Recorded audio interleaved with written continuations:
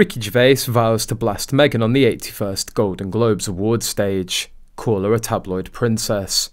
Sunday's Golden Globe Awards will jump on the still fast-moving Suits bandwagon. According to our sister pub Variety, the Resurgence series' leading men, Gabriel Macht and Patrick J. Adams, have been tapped to present at the 81st Annual Globes ceremony, set to air Sunday on CBS.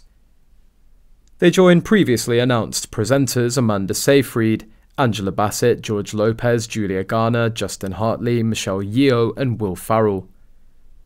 Markle was snubbed from the 81st Annual Golden Globe Awards. If she was invited to present, she may not go. Ricky Gervais is nominated for an award, and Lord knows what he'd say about Harry and Meghan. Plus, television is always treated as lesser than the movies by the hosts and presenters. Movie stars at the front of the room with TV stars behind them. Finally, The Crown is nominated for multiple awards, including Dominic West for lead male actor in a drama that could make for an awkward encounter. Ricky Gervais is a much-loved British comic who has adoring fans worldwide due to his brutally honest nature and quippy but offensive jokes. The famous comedian had a lot to say about Meghan at the Golden Globes Awards last year. Gervais, who often uses his platform to humiliate Hollywood celebrities, labelled Markle a tabloid princess. Although this particular moment was cut from the live broadcast, it didn't go unnoticed by those in attendance. In his amusing joke, Gervais compared Markle's 72 days of royal service to Kim Kardashian's short-lived marriage. He quipped, "72 days? I've been through longer James Cameron acceptance speeches than that." James Cameron, who was present at the awards, seemed to take the joke in stride. Gervais continued by pointing out that while Kim Kardashian had moved on and created new content and wealth after a brief marriage, Markle insists on using those 72 days to generate content and wealth.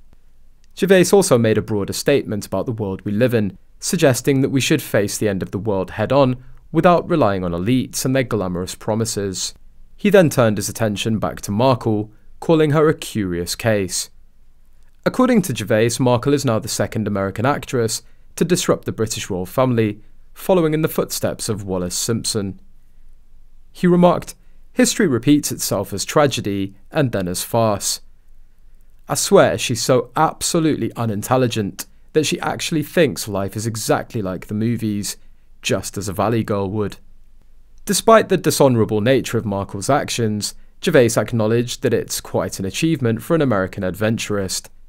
He believes Markle saw the weakness and gullibility in Prince Harry, and not only convinced him to marry her, but also to create a scandal within his own family. The press, of course, eagerly retells this scandal to the public.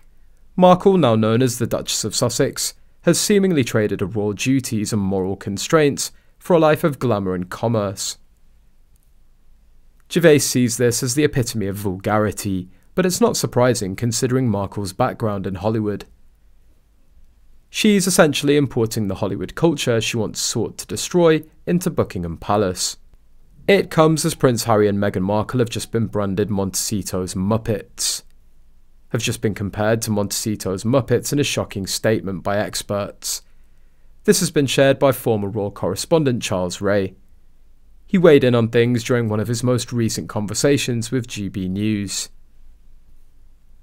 During the course of that chat, the expert said, "It's great to have had a Christmas period where we've not heard anything from the Montecito Muppets.